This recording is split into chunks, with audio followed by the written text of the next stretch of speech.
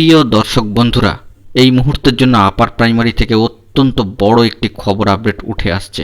গুরুত্বপূর্ণ এই খবরটিকে এই ভিডিওর মধ্যে সবটাই আলোচনা করছি, তাই অবশ্যই ভিডিওটিকে শেষ পর্যন্ত দেখে নেবেন এবং যে সমস্ত বন্ধুরা চ্যানেলটি এখনও সাবস্ক্রাইব করেননি সাবস্ক্রাইব করে নিয়ে সঙ্গে থাকবেন। বন্ধুরা, নিয়োগের সদিচ্ছা রয়েছে, নিয়োগ করতে চান, কিন্তু তৎসত্ত্বেও একটি গড়িমসি কিন্তু ক্রমাগত লক্ষ্যই করা যাচ্ছে। কেস মেনশন হচ্ছেই না। সোজা বাংলা কথায় প্রবলভাবে একটা গড়িমসির জায়গা তৈরি হয়ে গিয়েছে যে নিয়োগ করতে চাই করব, কিন্তু কেস মেনশন করব না, এরকমই যেন বিষয়টি হয়ে দাঁড়াচ্ছে।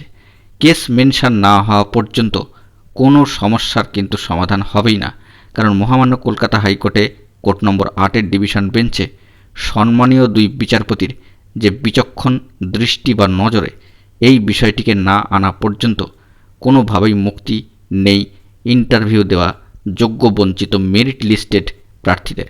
এবং এই কাউন্সেলিং পর্বটি যতক্ষণ না পর্যন্ত শুরু হচ্ছে, নিয়োগের নির্দেশ না আসছে, ততক্ষণ পর্যন্ত সাফার করছেন দুই ধরনের প্রার্থীরা।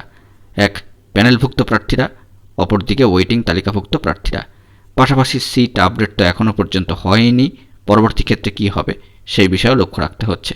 সামগ্রিক এই সমস্ত বিষয়কে মাথায় রেখেই দেখা যাচ্ছে অক্টোবরে, অর্থাৎ আগামী অক্টোবর মাসেই এবার কিন্তু প্রবলভাবে এই প্রবল গড়িমসির বিপক্ষে গিয়ে অ্যাক্টিভ হয়ে গিয়েছেন প্রার্থীরা।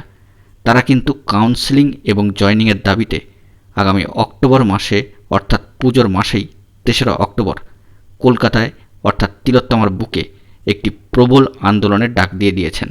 কার্যত সেই কর্মসূচি তারা ঘোষণা করে দিয়েছেন এবং কলকাতা বা তিলোত্তমা অভিযান কর্মসূচিতে তারা দলে দলে যোগদান করার জন্য আহ্বান জানাচ্ছেন। পশ্চিমবঙ্গ আপার প্রাইমারি চাকরি প্রার্থী মঞ্চের তরফ থেকে এই গুরুত্বপূর্ণ বার্তাটিকে ইতিমধ্যেই কিন্তু সম্প্রচার করে দেওয়া হয়েছে। এক কথায় বলতে গেলে একেবারে এই গড়িমসির বিপক্ষে গিয়ে দীর্ঘ এতগুলি সময় ধরে অপেক্ষা করার পরে তারা কিন্তু অ্যাক্টিভ হয়ে এবারও প্রবলভাবে একটি সিদ্ধান্ত গ্রহণ করলেন। কার্যত এই সিদ্ধান্ত গ্রহণ করাই দরকার ছিল এই মুহূর্তের জন্য, কারণ যে ধরনের একটা গড়িমসির জায়গা চলছে তা কিন্তু সঠিক বা ভালো বলে মনে হচ্ছে না। আপাতত প্রার্থীদের তরফ থেকে এই ভয়ঙ্কর এবং প্রবল আন্দোলনের কর্মসূচির কিন্তু ডাক দেওয়া হয়েছে তিলোত্তমার বুকে। যদি আমরা এই বিষয়টিকে মাথায় রাখি এবং প্যানেলভুক্ত সমস্ত প্রার্থীরা এই আন্দোলনে যোগদান করেন, তবে কি ভয়ঙ্কর রূপ নিতে পারে এই আন্দোলন বা সেই আন্দোলনের ঢেউ, তা কিন্তু আমাদেরকে মাথায় রাখতেই হচ্ছে। প্রবল সেই আন্দোলন হতে চলেছে, এটুকু আমরা আগাম দেখতে পাচ্ছি বা চোখের সামনে সেই বিষয়টি কিন্তু ভেসে উঠছে।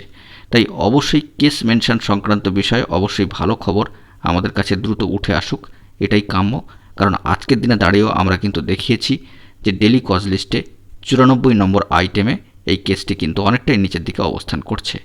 দ্রুত কেস মেনশন করে 2-1টা হিয়ারিংয়ের মধ্যে দিয়ে কাউন্সেলিং নিয়োগ সংক্রান্ত অর্ডার চলে এলেই যাবতীয় সমস্যার কিন্তু সমাধান ঘটবে, এমনটাই আমরা আশা রাখছি। কিন্তু যে বিষয়টি লক্ষ্য করা যাচ্ছে যে একেবারে সেপ্টেম্বর মাসের শেষ প্রান্তে এসে ইন্টারভিউ দেওয়া যোগ্য বঞ্চিত প্রার্থীরা পশ্চিমবঙ্গ আপার প্রাইমারি চাকরি প্রার্থী মঞ্চের তরফ থেকে অক্টোবর মাসেই কিন্তু এই গুরুত্বপূর্ণ কর্মসূচির ডাক দিয়ে দেওয়া হলো।